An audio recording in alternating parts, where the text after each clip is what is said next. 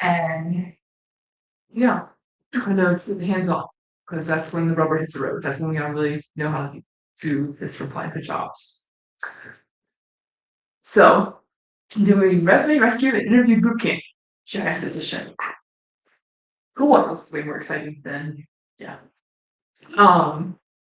So those work together to pull us together, and we're gonna jump into this. So we have a couple sample cover letters and resumes. Some are great, some are not so great, some are really bad. And we thought we'd spend a few minutes or so going through those, each take turns reading it, and just read them on our own, and then come back together and have a group discussion talking about that, and talking about how these cover letters and resumes that we're looking at could be improved just from 10 minutes of looking at it. And then we'll also look at job descriptions and see how the resumes and cover letters align with those job descriptions, because that's kind of the key to knowing what to put in your cover letter, what things to highlight in your resume with getting the interview, getting part of the process of which jobs. So for those online, I have a couple of the resumes and cover letters here pulled up on the computer, so I can show you guys that in the PowerPoint. And those are in person, as in printouts. So I got some pens over, so you have fun drawing all over it. Let's start Jane Doe online. So the stipulation is that you have to use a Monument 2040 pen. And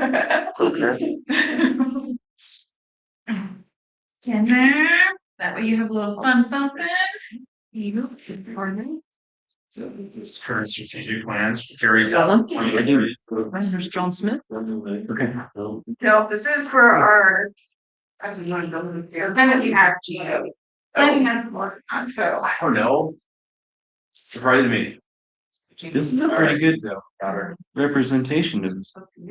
what do you got? Did you creatively make these, or this is good? I will leave that to your imagination, sir. I mean, I'll get the cover letters here in a second. I'm saying this is pretty difficult. Yeah, What I've seen. those ones, the base one that you're looking at, and that's from like the Indeed. So it's like auto-populated through Indeed. Okay. Versus someone uploading the format and everything that they spent time on. Are we gonna do? I'm not managing the cover letter people, so I'm just random ones. Cover letter, just random cover letters. So Connie is distributing different resumes and different cover letters to each of us. Is that right? Yep. So for different people, They're all examples. Yeah. And our job is to. You can feel free to sit at that table if you'd like something to write on. Feel free. Okay, but then. Use this as needed. Yeah. So go through a lot of the cover letters and resumes right now. Identify these five strengths and 5 improvement opportunities. Make notes. We'll share it in a group in a few minutes, and just send me the cover letters. See how I go online. Back to Jane Doe.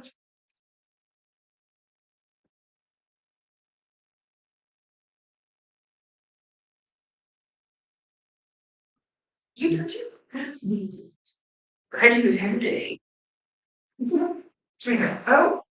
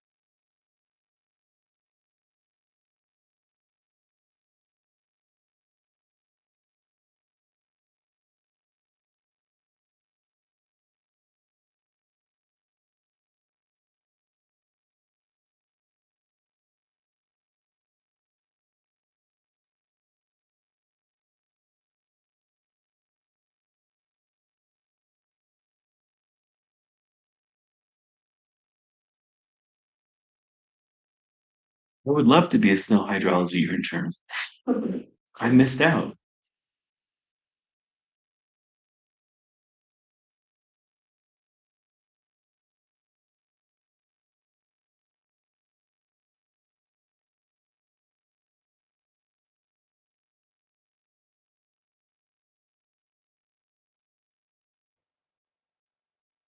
Good.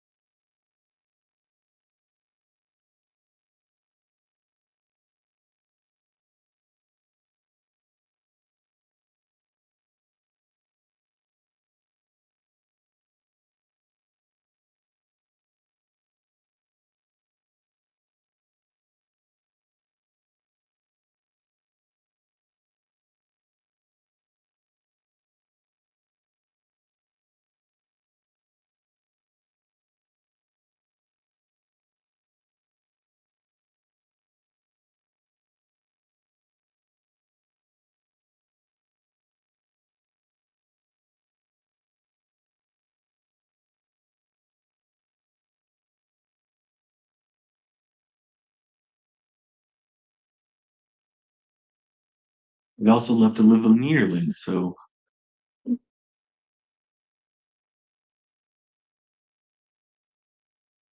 Wouldn't everyone?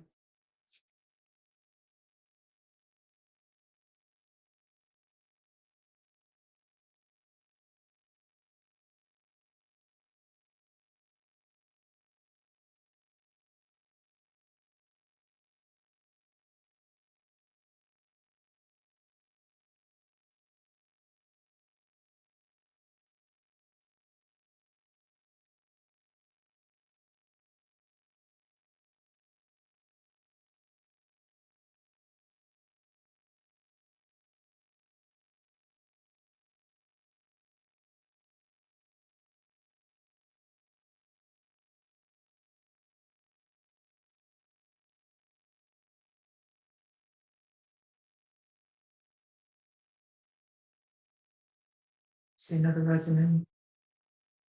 Sure, another one here. That is a good question. Oh, here's a couple letter for Jinjo. There we go. Okay. It's not just Wilson.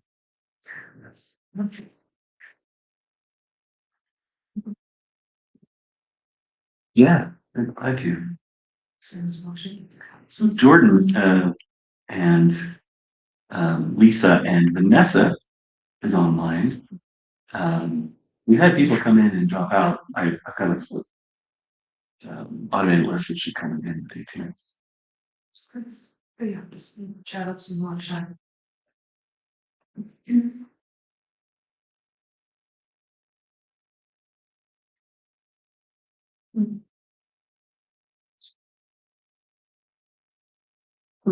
That's good.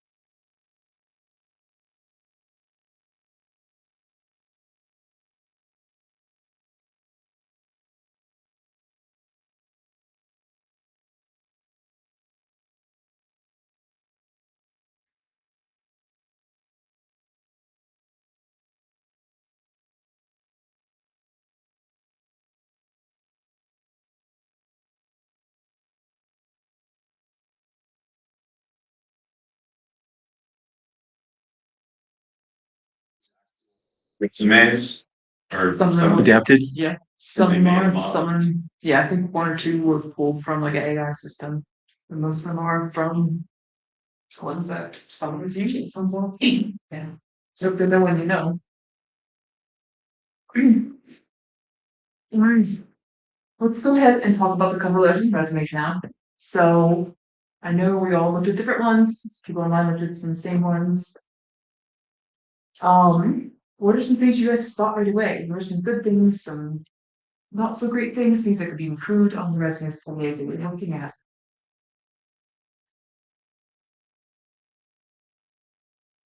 Spelling, Spelling. yeah, Yeah. or capitalization grammar, that's what I should say, because like Python's not capitalized, it's capitalized, so So it's not consistent. is it, there's no consistency in this particular resume.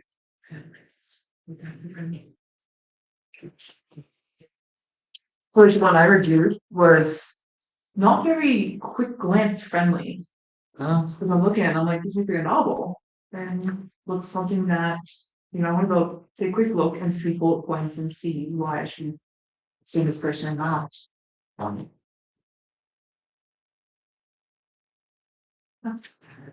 Wall of text. How much information you're trying to cram in. Yeah, I'm pretty guilty there. So it can be a challenge. It's definitely challenging. But it does help pull that person in. I know when it's organized. I was gonna say also in several areas of this particular one, it made these generalized statements and it's like, no, I need detail of what you actually did instead of, for example, conducted software training to users. What software? Yeah, what users? Even in the cover letter, that's important. Because I mean, when you, I guess my take on, I do kind of, there are parts of this cover letter that I actually do kind of like, and I don't know, maybe it could be done a little bit different. But I do like the fact that this person, it sounds like they're not a perfect match for this job, but they're explaining that, while also talking about how they can make up for that. What is transferable that would still make them a good candidate. And I think that's, to me, seems like a pretty decent way to handle that. I think that's what cover letters are for, is saying, We this trust. is who I am. Yeah, I don't have all the amazing skills for, hit every single bullet point on the job description. But I can do that because of this and that's the reason I learned this, or I'm a quick learner, or, A cover letter should shoot the gap between your skills and experience and the position description. I think so. Yeah, it's a good way to shake your head. So yeah. I think that's one good way to describe it. Yes. Yeah. And it's almost like the personal part of the resume, and it's kind of the connection to help stand out a little bit more before you get to the interview. So like on the resume, I had a 2-year gap between graduation and this job. So what did you do in that 2 years? Yeah, and that could be explained on the cover letter. You said, I had to take care of family members or something, go back to college. And then again, on like the cover letter, it says Trimble GPS systems. Well, which ones? Is it an GOXT, which is handheld, versus an R10 or R12? I would want to know that. Yeah. Because do I own that particular piece of equipment or not? So you already have knowledge. Yeah. That's a good point. Yes, get specific especially in the resume. Same thing with CAD files. Is it Intergraph? Is it AutoCAD? Or you? But this really doesn't apply. But could he be referring to SketchUp? Yeah. So on one hand, we want things to be generalized, but we also want things to be highly specific. Yes. And so it's how do you do that in a succinct way and be effective? I think that's the challenge in brief communication anyway, is making it meaningful, having it actually say something, and yet being short. And that's not a skill that comes naturally to me. And also being authentic and like genuine, because there's times where some of these jobs, it's like, I can't be like, I just love this project you did here, and like I'm just so passionate about it. Like on some level, like I'm there to to make money. Mhm. Like I'm not, I don't know if that makes sense. Like, So not just the I employer, but the might be employee. passionate about the subject and passionate about like what kind of work they do, but I think it can be oversold or I don't know. So again, striking that balance there of realistically, I need to eat food, so I need a job. Yeah, Versus I love this so much, I would do it for free. Yeah, where's the balance there? So I think kind of go back to what I think you were saying. We can't. So I think some of it comes down to good word choices. So being creative with that word choice. Go pull that thesaurus out or Google it. Yeah. And yeah, find good word choices that explain what you're talking about to make it concise, right to the point, and clear still. Versus using 10 paragraphs. How you make that 2 lines. Yeah. And that might be a way that we can possibly use AI to help us condense that down. Definitely. But still go in and fix it because we all know AI is not the best writer either. So yeah. Anything? find a lot of times AI works Again, better for these purposes if you've already sat down and written something in your own voice using your own words Mhm. and then asked it some specific questions, specific guidance on that. It can do a lot better job than if you just, of course, you can't just be like, this is the job I'm looking for and I want a cover letter, because otherwise it's just going to come off as this, as garbage. Mhm. So what are some thoughts on the cover letters that you else everyone reviewed? I know we kind of put some resumes there, but we can still jump back. No? So I had I don't know, this Ian Hansen Yeah. cover letter. One of the things that it's visually standing out. Yeah. I think was like probably a negative with this is that these headers and the blocks behind them take up way too much of the page. It's kind of a distraction. I think this could be much smaller behind his name and then like these titles Mhm. and his contact information. In fact, I probably would get rid of the the blocks behind them altogether. I don't know. Have you guys seen this one? What about the same one? That's the one, yeah. Yeah, I think like it's visually standing out, but it's also taking up a lot. So you make it dense or get rid of it. I don't know. Kind of preference. One thing I didn't like about this one is kind of sales pitchiness. It's Yeah, it not looks like a really form letter. explaining about who he is. It's not really connecting the resume to the job and kind of showing how I'll be a great fit. It's saying, "Hey, if you're looking for this, I got you." Yeah. And Generic. yeah, It's kind of corny. Yeah, it's almost not appropriate. Corny. I also didn't really like how in the second paragraph there he says to schedule an interview, please call me at, and I'm like, it's more often it's emailing now. So that's a really tiny little thing. But thinking about your audience, thinking about the context of the industry right now, stop. So I want to get Emily's opinion on this. So in this particular cover letter, it bolds some text to highlight certain things. Mm-hmm. Oh, you heard about this one? The John Smith? Doe, John Smith, yeah. John Smith, John Doe. Yeah, where it says surveyor at, assistant at. Mm-hmm. What are your feelings on bolding text in a cover letter or resume like that? To me, it's not ideal. Yeah. If anything should probably be highlighted, I always think it should be the individual's name. Yeah. So like at the very top, John Smith, we leave that bold.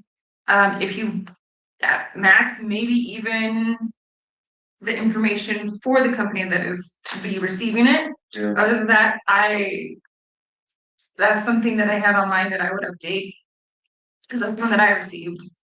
I like the first paragraph. Mhm. I put a comment of here like I would approach these lists of their past positions Mhm. in a different manner Yeah. because this is meant to be a cover letter, not a dictation of their resume. Mhm. where you can pull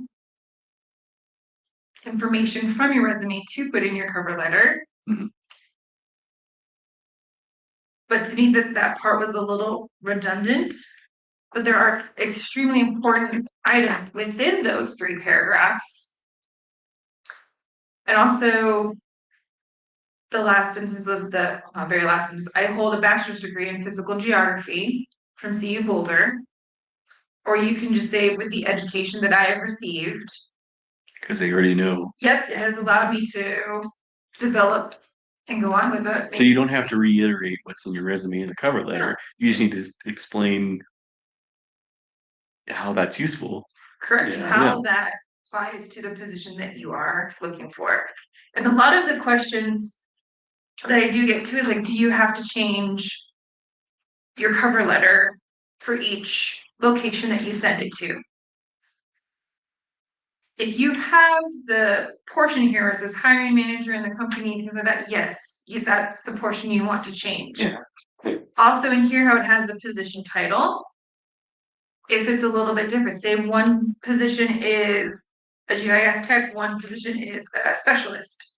You do want to make sure to get that updated and just review it, make sure it highlights everything that applies to that. Be that final editor for yourself, because you're the one that has that control and advocates for yourself that way. Yeah, with this John Smith cover letter, I think that it's very, here's all this stuff that I did, but I don't see very much in the way of the position that they're applying for and how to tie it back. So there's not enough acknowledgement of the position they're applying for. And by listening, like you said, it's kind of repeating a lot of what's in their resume or should be in their resume. I think it's too long. I think shorten it, find some key things that are applicable to the position, talk about the position, talk about the organization, and why that specific experience is going to help the organization. Why this person would be a good fit. They're just throwing out, I did all this stuff. Yep, it's kind of simple. Yeah, it's like Part of the reason I asked about the highlighting is or bolding, because we do that in our proposal because we're highlighting. So that is that would be using the bolding for a different, like that one is so, because you know those proposals, they can be pretty long, so that way it's easier. We're trying to catch our eye that Yes, we're hitting this target area and yes, that they have listed. yep. All right, so this has been good, but we gotta keep going here. Okay. So here's the job descriptions. And yeah, go through and see what the candidate you're looking at, more all about these positions. And or what a ideal candidate would look like. Or answer what words to maybe pull out as keywords to put on the resume for the person who's applying. Oh, well, I mean.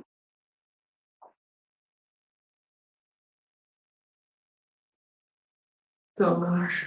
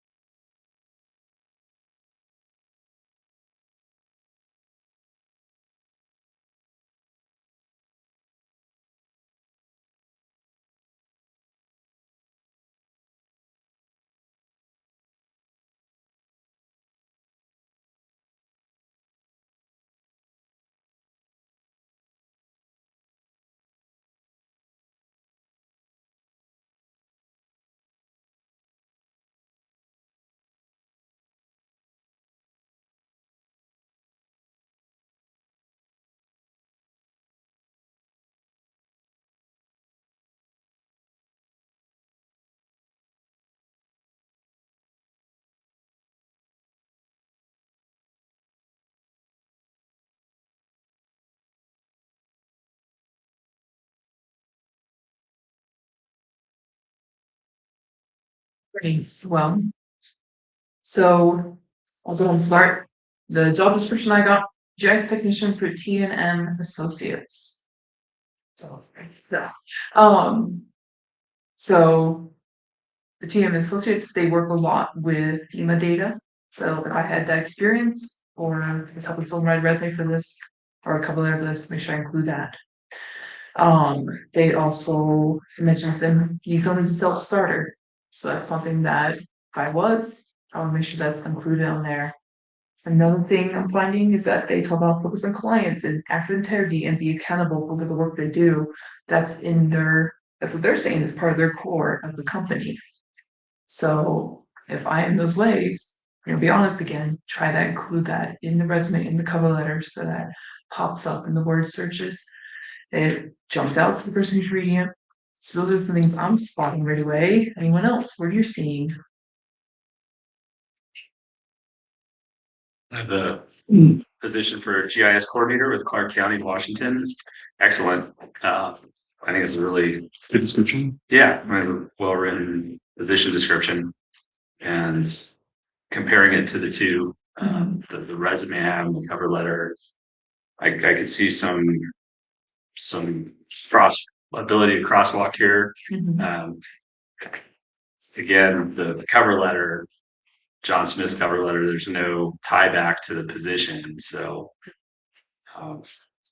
Very well mismatched. There wasn't some very good coordination on that. yeah. Well, I mean, you could like there are 1, 2, 3, 4, 5 key main responsibilities in this position, and I think you could pick if you pick even just one or two, and show direct correlation to the experience that the applicant has. Tie it in, and that will make it stand out. I'm not seeing that either in the resume or the cover letter.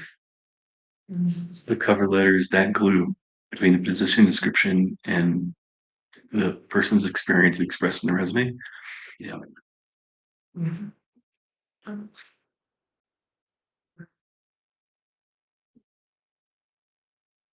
I can speak really quickly on mine because position description, resume, and the cover letter are probably from 3 different people. So it's easy for me to judge very quickly that this person is not qualified for this job, even though this is a good person, unless they could express it in some way meaningfully in the cover letter. And the cover letter talks about passion and um, what they're good in their soft skills, but this set of hard skills with a different set of hard skills. And so that makes it a very easy thing to say that they must not have that experience or be prepared for that job when they might if they could express it more clearly. Like, what GIS software did you actually use? That would be helpful to know. So my resume is one that's a military personnel who's obviously more law enforcement, no GIS related here. Mm. I grabbed a weird one. Oh, but it's a good example of a type of resume style. And now this person does not have any really obvious ways that they can apply and fit into this job description for a GIS technician. Now, it would be very creative of them to take the cover letter and say, hey, I learned these basic skills in law enforcement. I can learn the technology. It's be a huge learning curve for them, as we all know, but they could still jump in and try to apply for this. I probably recommend that they apply for an intern job first, if you go for a course or two, but they can be brave and jump in. You know, anything's done. Yeah, my job description is senior analyst for geospatial systems. And the thing that stood out to me was the italicized portion of their introduction description. And it basically was about safety and then a certain product. And so when I look at the resume I have, which is a senior geospatial data manager, there's nothing in there about that product, and he never mentions anything about safety. And then one of the essential functions also mentioned um, overseeing contractors, that he never mentions in his resume that he has experience even with contractors or even even if you're a contractor, your subcontractors having to deal with that QA QC piece that I think is essential. So it's not a fit to me, even though he has skills that would meet the resume. I don't think he would get an interview unless there wasn't enough candidates that They got this through. you might interview and just, Yeah. get more answers. Yeah. What are some key words you saw in the job description that you would recommend for that resume writer to include? Like I said, the safety contractors, I mean, he does oversee employees, which is part of that management piece that's in here. Like I said, certain things, the scripting language, SQL, Python, Nice. there's a lot of stuff that he meets that I Yeah. picked up on, but it's those other pieces, especially if it's italicized, that to me is like, you gotta have this. Mhm. Since, yeah. Mike or? Yeah, so the job description, this is for Bohemia Interactive Simulations. And just looking it over, I think the main things this person needs, it does talk about being a supervisor of more junior level workers. And then there's a long list of different file formats and platforms that are required for this job. Along with some other things as far as like review and project planning. And so as far as this resume, I think they're probably not a good fit. They don't have the same technical background, but who knows? I was thinking that if they do, they might want to. I think regardless. So this resume, they list a lot of like technical skills for different platforms that they use, but it's probably too many. And so it probably needs to be cut back and focus specifically on whatever job they're applying for. And then as far as the professional experience, a lot of this stuff that they've included, one good thing that they have done is they've quantified the actions they took, which I thought was good. I probably would, or they would definitely need to have examples where they supervise people, because a lot of what this is like, it looks like individual accomplishments versus like team Mhm. stuff, so. And that sounds like a very team heavy job description. Yeah, the job description is much more team heavy and much more about overseeing people rather than being a individual contributor. Yeah, so someone definitely, if that person's applying, pull that out in the cover letter. I think I even applied for that job something years ago when I was looking for jobs. And I'm not very tech heavy. It's a real job. Yeah. Oh, And so in my cover letter, I literally wrote, I'm a quick learner, I'll pick it up. And yeah, that's what you gotta do sometimes. did you get an interview? No. Oh. Are you surprised? I don't know your background. I mean, So, So the foot in the door doesn't always work, no, but it's worth trying because it may. and I think that's one thing with job descriptions. Yes, this is like the dream candidate. This is what they want that person to look like someday. But they know you may not look like that right now. You might be half that, third that, hopefully more than other. So they see that you're willing to learn and willing to step into that role and become that dream person that you're about to fit that job. So people that'd be great. Yeah. I guess one thing to add too, like sometimes, and I don't always think about this, but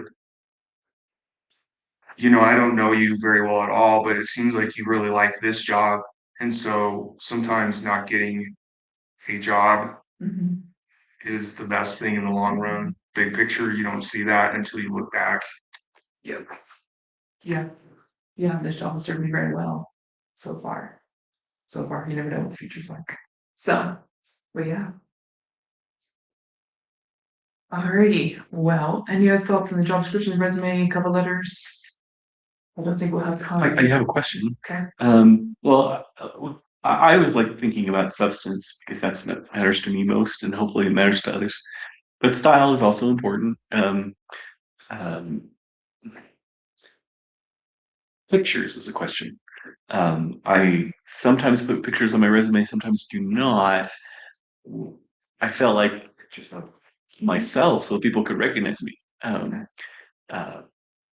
But then I felt guilty because, are they going to make decisions based on what I look like versus what I'm telling them? Is there any feeling one way or another about that?